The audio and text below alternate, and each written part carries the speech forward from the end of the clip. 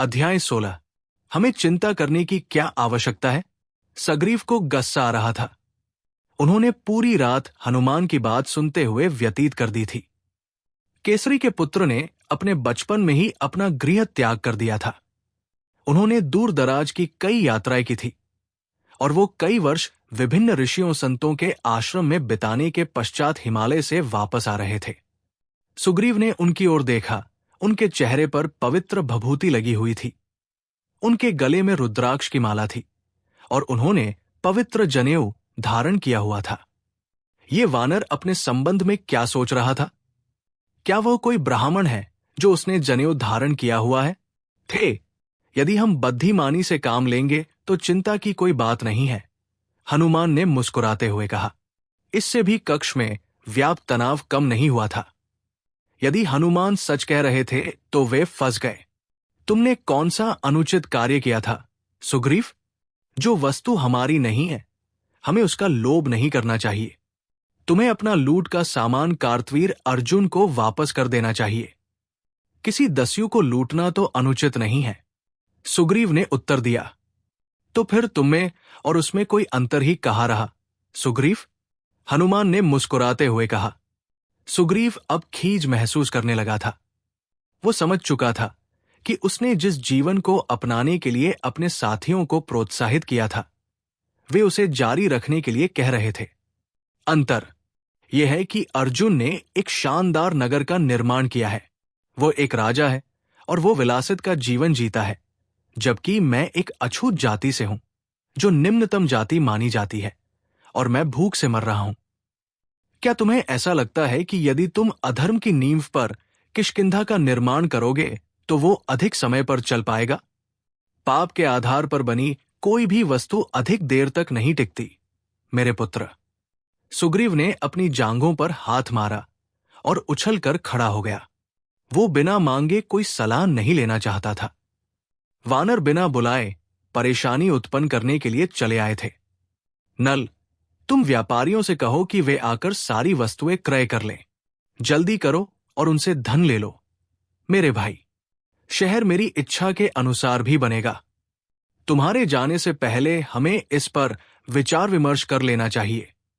मुझे विश्वास दिलाओ, मेरे भाई, कि अब और अधिक धन हम लाएंगे और किष्किंधा नगर के बनाने में हम धन व्यय करने की परवाह नहीं करेंगे।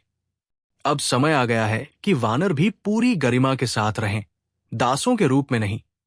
तुम लोग, हनुमान कुछ कहना चाहते थे, लेकिन सुग्रीव ने उन्हें बीच में रोक दिया। मिलो, हमें अपने छिपने के स्थान ढूंढने होंगे। हमारे पास अब समय नहीं है बहस करने का कि क्या उचित है और क्या अनुचित। यदि हम कोई अच्छा कार्य कर रहे हैं तो उसके लिए कुछ भी अनुचित नहीं है। मैंने अपने लिए तो दस्यु नरेश को नहीं लूटा, मैंने अपनी पूरी जाति के लाभ के लिए ये किया है। अब हम इस पर और चर्चा नहीं करेंगे।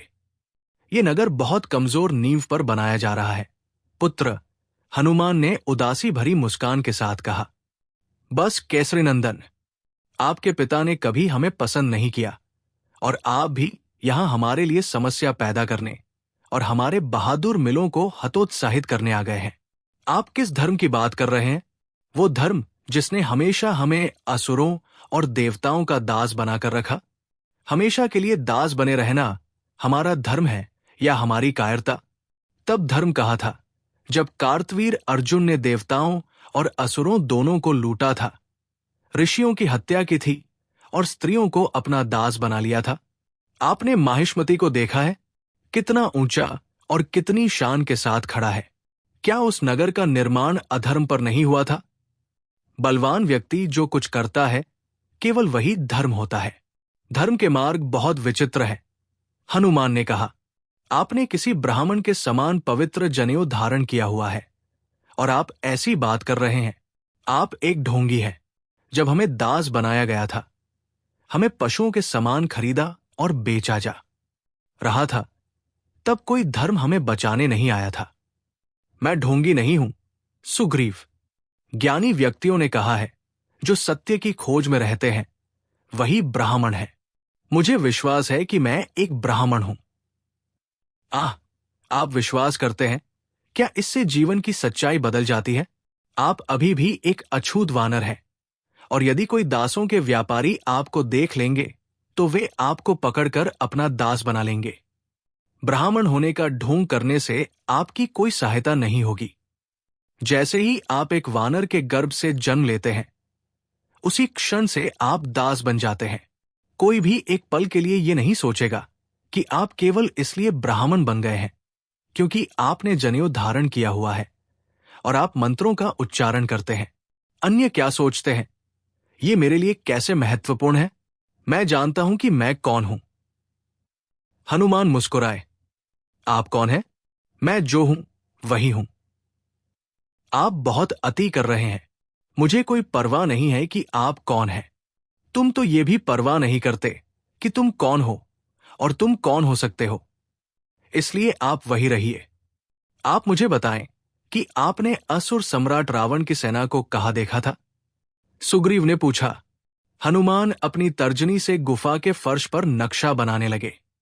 सुग्रीव और उसके लोग वहां इकट्ठे हो गए जब हनुमान ने रावण की सेना के स्थान का मानचित्र बना दिया, जो कार्तवीर अर्जुन की सेना का मुकाबला करने के लिए गुप्त रूप से चल पड़ी थी। तो तब सुग्रीव की समझ में आ गया कि उसकी स्थिति बहुत कठिन थी। वो दोनों सेनाओं के मध्य फंसकर रह गया था।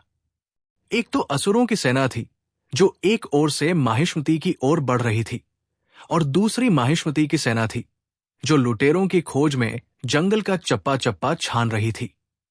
अब हम क्या करें? विजय ने पूछा। इस प्रश्न का सुग्रीव के पास कोई उत्तर नहीं था। वानर भय से सुन्न हो गए। हनुमान फिर से अपने ध्यान चिंतन में चले गए। शेष गिरोह अपनी संकटपूर्ण स्थिति पर चर्चा करने के लिए 2-2, 3-3 के समूह में इकट्ठा हो गया। उन्होंने 3 कष्टपूर्ण दिन वहां बिता दिए, लेकिन उन्हें कुछ समझ नहीं आया कि वे करें तो क्या करें या भविष्य में क्या होने वाला था। जो व्यक्ति लूट का सामान क्रय करने वाले व्यापारी की खोज में गया था, वो लौटकर नहीं आया, नहीं व्यापारी लौट कर आए। लूट के सामान को अभी किसी ने भी स्पर्श नहीं किया था, जो गुफा के एक कोने में गठरियों के रूप में रखा हुआ था। अब वो एक बोझ बनता जा रहा था। सुग्रीव के जिन रंगरूटों को शत्रु की स्थिति का पता लगाने के लिए भेजा था, वो एक परेशान करने वाला समाचार लेकर आया कि अर्जुन की 500 व्यक्तियों की सेना लुटेरों की खोज में जंगल का चप्पा चप्पा छान रही थी। उनके पास रावण की सेना के संबंध में कोई सूचना नहीं थी, जो माहिष्मती पर आक्रमण करने के लिए चुपके चुपके जंगल की ओर बढ़ रही थी। रावण को माया के घेरे में पकड़ लिया गया है सुग्रीव। उसका सर्वनाश हो चुका है। उसका अधर्म उसे नष्ट कर डालेगा। हनुमान ने सुग्रीव से कहा। वो कब उसे नष्ट करेगा वो मैं नहीं जानता, लेकिन एक दिन। धन्यवाद। हनुमान सुग्रीव की दुखती हुई नसों पर उंगली रख रहे थे। हनुमान को चाहे कितना भी क्यों न उकसाया जाए, लेकिन वो कभी भी अपना आपा नहीं खोते थे। हनुमान के साथ तर्क वितर्क करने का अर्थ था कठोर चट्टानों के साथ अपना सिर फोड़ना। जैसे जैसे दिन बीतता गया और गुफा में रखी भोजन सामग्री कम होती गई, गिरोह के सदस्य आपस में ही उलझने शुरू हो गए। कुछ शिकार के लिए चले गए तो कुछ वापस ही नहीं लौटे। कुछ हिरण या फलों को लेकर आ गए और कुछ भोजन के एक एक टुकड़े के लिए पागल कुत्तों के समान लड़ पड़े। इस अव्यवस्था के बीच हनुमान ध्यान क्रिया के लिए बैठ गए। यदि किसी ने उन्हें थोड़े फल दे दिए तो उन्होंने मुस्कुराकर उन्हें स्वीकार कर लिया। यदि किसी ने उनकी ओर ध्यान नहीं दिया और उन्हें भोजन देना भूल गया, तब भी उनकी मुस्कान कम नहीं हुई। जैसे जैसे दिन आगे बढ़े, अधिक से अधिक चौंकाने वाले समाचार सामने आने लगे। रावण की सेना ने एक चक्कर लगा लिया था और उसने माहिष्मती के दक्षिण पूर्व में जाने के लिए वन मार्ग का प्रयोग किया था। उसने अब जंगल को साफ करके नदी के पास डेरा डाल लिया था। सुग्रीव बहुत अचंभित था कि रावण ने माहिष्मती पर आक्रमण क्यों नहीं किया था। वो जानने को उत्सुक था कि रावण किसकी प्रतीक्षा कर रहा था। उसने स्वयं इसकी छानबीन करने का निर्णय लिया। ये एक जोखिम भरा कदम था, लेकिन उसे ये करना ही था। उसने विजय को अपने साथ लिया और पूर्णिमा की रात को वहां से चल पड़ा। जंगल का मार्ग स्निग्ध चांदनी में नहाया हुआ था। इससे उसे मशालों का उपयोग नहीं करना पड़ा। वो और विजय वृक्षों की छाया में सावधानी से चलते रहे कि कहीं सूखी पत्तों से सरसराहट न उत्पन्न हो या कोई टहनी पैरों के नीचे आकर न टूट जाए। तब भोर होने को थी जब वे पहाड़ों के संकरे मार्ग से होकर गुजरे जहां उन्होंने अर्जुन के जहाज पर हमला किया था। सुग्रीव अपने विचारों में डूबा हुआ था। उसने देखा ही नहीं कि विजय रुक गया था। वो तब तक चलता रहा जब तक पीछे से उसकी पीठ पर एक छोटा सा कंकड़ नहीं आकर टकराया। सुग्रीव चेतावनी स्वरूप अपनी गदा मजबूती से पकड़े एकदम घूम गया। विजय बेतहाशा हाथों से संकेत कर रहा था। सुग्रीव ने उसकी ओर देखा कि वो क्या दिखाने की कोशिश कर रहा था।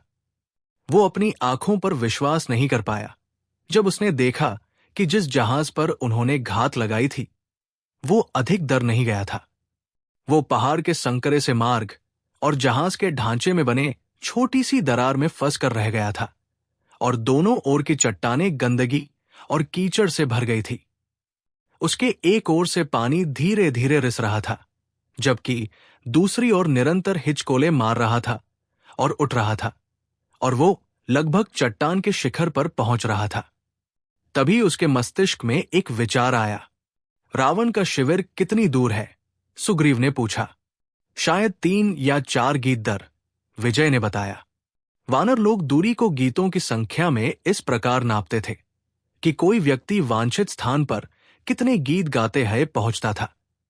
सुग्रीव उफान भरी नदी की ओर देखता खड़ा रहा। उसने एक गहरी सांस ली। उसके पास और कोई चारा नहीं था। विजय, क्या तुम नीचे उतरकर जहाज को हिला सकते हो? विजय की सांस अटक गई क्योंकि इसमें धीरे धीरे डूब जाने का जोखिम था। उसने भयभीत होकर सुग्रीव की ओर देखा। भाई, ठीक है, यदि तुम अपनी जाति की अपेक्षा अपनी जान को अधिक मूल्यवान समझते हो तो ठीक है, तुम वापस चले जाओ और जाकर गुफा में सो जाओ। मैं नीचे जा रहा हूं।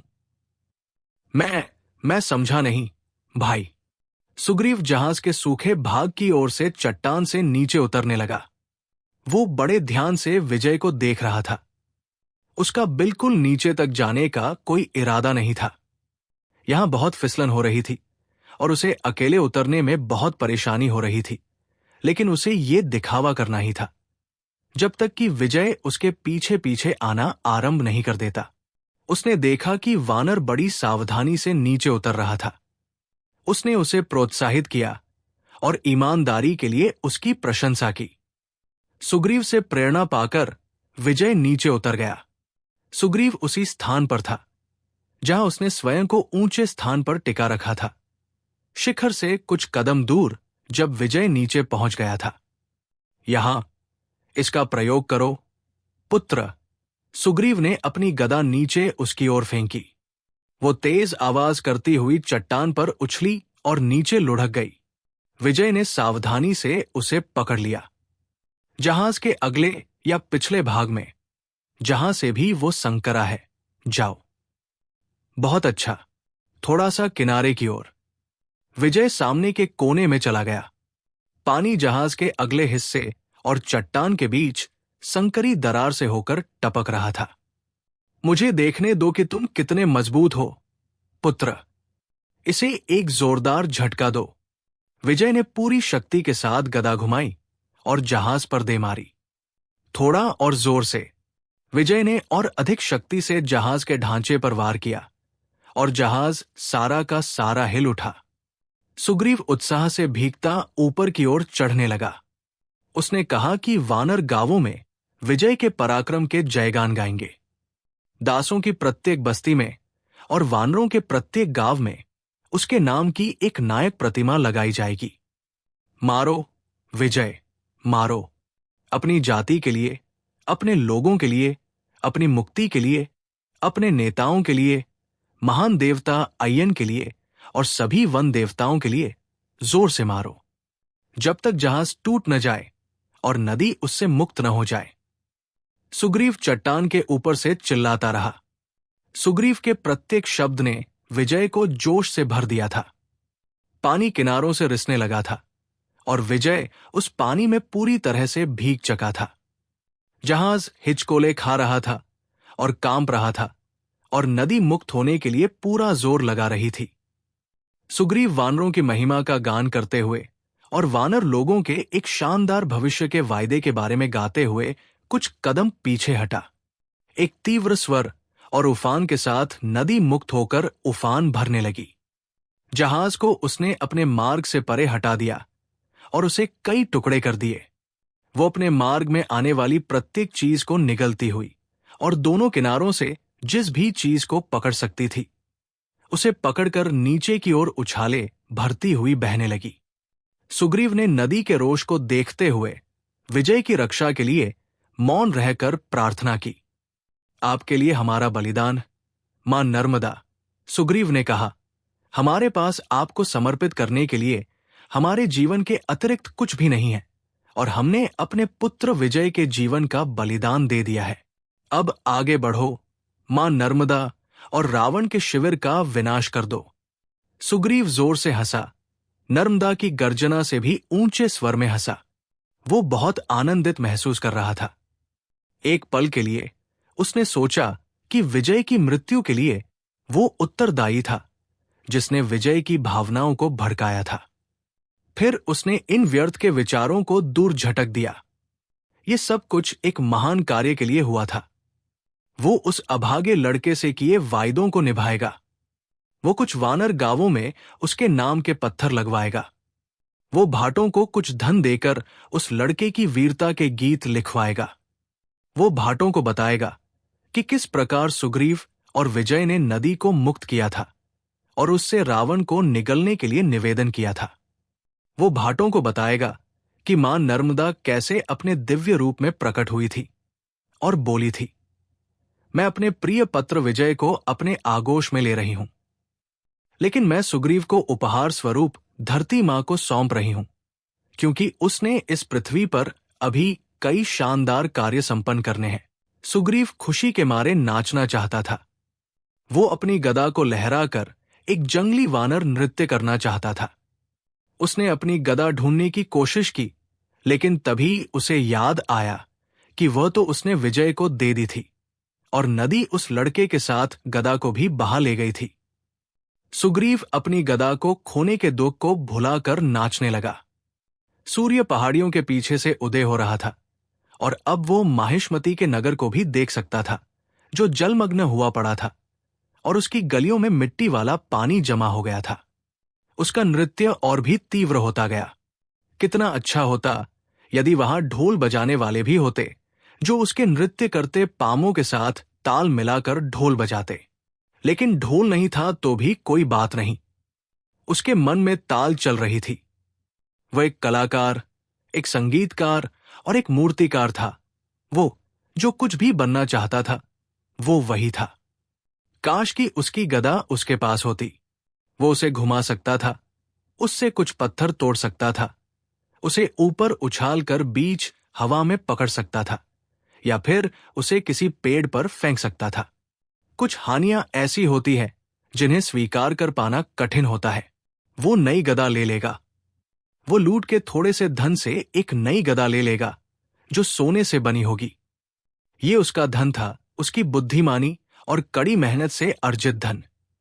वो बल्कि इसमें कुछ हीरे भी जड़वा सकता है। आहा, आहा, आहा। सुग्रीव पसीने से भीगा और किसी पागल व्यक्ति की तरह हंसता हुआ नाच रहा था। एकाएक उसका नृत्य तब रुक गया जब उसकी दृष्टि उसकी बगल में इस्पात की किसी चमकती हुई वस्तु पर पड़ी। ये भय और विस्मय से उस चमक को देखता हुआ सांस रोके खड़ा रह गया। उसकी निगाह 2 दर्जन माहिष्मती योद्धाओं पर पड़ी, जिनकी तलवारें और भाले उसकी ओर तने हुए थे। नदी ठाका लगाकर गर्ज उठी और तेजी से दूर समुद्र की ओर बढ़ गई।